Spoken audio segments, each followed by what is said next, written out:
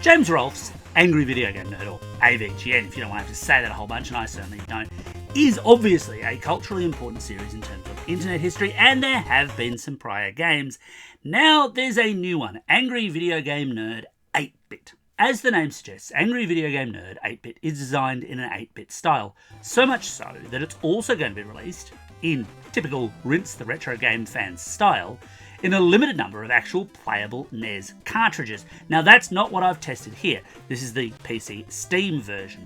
And while that lacks NES authenticity, I didn't even have a cartridge to blow on, it does benefit from having fresh video scenes shot specifically for the game that run in this version. The NES of course can't handle that, it's presumably going to have just literal still static cutscenes. Now before I start, obviously Angry Video Game Nerd is not intended for younger audiences. I'm kind of cutting around that content, mostly to stay on the right side of YouTube censorship. I'll be honest here, and I know I'm going to cop some flack for this, that side of the AVGN experience often kind of leaves me cold, not from any prudish point of view. I was actually brought up on the comedy of people like Derek and Clive, look them up, and so I know how to do, or I've certainly seen how you do crude comedy really, really well. I don't know that AVGN always hits the mark there.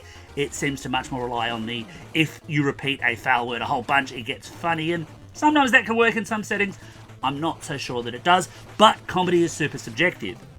However, the point I'm trying to make there is this is not a game for kids, but I have cut around the content because YouTube gets really twitchy about this kind of thing. Now, AVGN 8-Bit does rely on you knowing some of the series lore to get the most out of its filmed intro, but basically what you need to know is that the nerd's beloved NES has been taken over, and he's got to go through a series of levels styled after some of his more infamous video game reviews, all largely built in a style that apes Capcom's classic Mega Man games, right down to a level select screen that's straight out of that series. You can pick any given level at any time and take on its challenge. Clearing all of the game's levels uncovers the final battle to take back the world's video games, not just for the nerd, but for gamers worldwide. Now, all of this is basically window dressing. It's fun window dressing, it's well done, but it's window dressing around a game that basically is Mega Man, but with a few more modern conveniences thrown into the mix. You get unlimited continues, you do get taunted when you need to use one, but you can still keep using them, difficulty selection, and if you are particularly struggling, a pickle companion, long-term viewers will know which one I'm talking about, that gives you a large-scale power-up boost as well as health pickups to assist you in getting past more difficult or challenging sections. Where Angry Video Game Nerd 8-Bit diverts from the classic Mega Man recipe is in the fact that you don't harvest any weapons from the boss characters you defeat. I'm not showing too many of them because I don't want to spoil some of the surprises, but whenever you defeat them, you simply flip them the bird, nerd style, and move on to the next level with the nerd's NES Zapper still in hand. Now, the Zapper can be upgraded itself with power-ups that appear in each level and sometimes dropped by some enemies, but you lose power-up levels every single time you're hit. You can try and grab them back, but often they'll fall into pits that will kill you or just fall off screen. Now, not providing unique boss weapons and a playstyle that lets you experiment with different approaches does feel like a bit of a missed opportunity to me.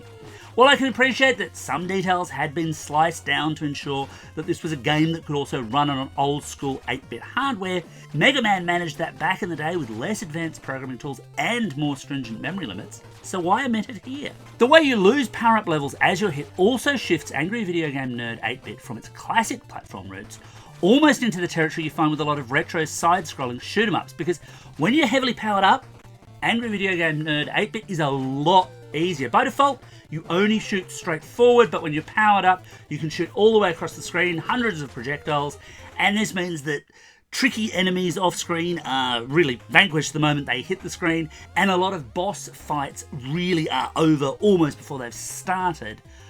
But when you get hit, when you lose those power-up levels, suddenly the game gets a whole lot harder, and often that's frustrating. Sure, it is an invitation, as they say, to get good at the game, but it is also still a bit of a downer.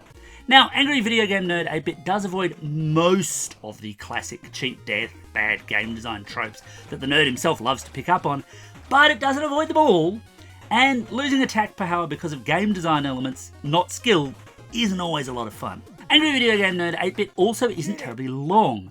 Unless you're keen enough to play every skill level and or collect every accomplishment, it's a game you can breeze through in 4 hours left. I mean, really skilled Mega Man players probably a fair bit faster than that, especially on the lower difficulty levels, or if you just cheese it by waiting until you're on your last life to get the automatic pickle upgrades that make the game easier. I will say I have grabbed some of this footage by deliberately doing that. Now, that is of course only for one life, but if it gets you past a boss and onto another level, then, well, basically, you're 1/6 of the game closer to finishing it. So should you buy it? Well, look, Angry Video Game Nerd 8-Bit could have been written and created purely just as a terrible game of the nerd style. And yes, I'm aware that there are some fan efforts that do just that. But honestly, that I feel is a trap best avoided. There's already enough rubbish games. Why would we need more? As something of a love letter to the classic Mega Man recipe, Angry Video Game Nerd 8-Bit is a decent enough title, though it's not particularly special in a way that's going to invite lots of repeat play. If you're au fait with the nerd's exploits, more of the callbacks will of course land with you, but they're features that really only hit once. You see them and you go, oh, right, that's from that episode, or that's from that game review. And then you've seen them, and then the next time you see them, it's like, yep, right, fine, seen that, next.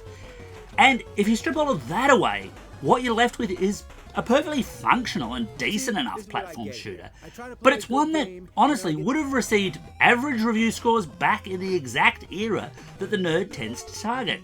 And that's exactly why I've scored it the way I have. This is an average game. It's decent enough, it's fun enough while it lasts, but it's just not special enough to be really an absolute must-play title.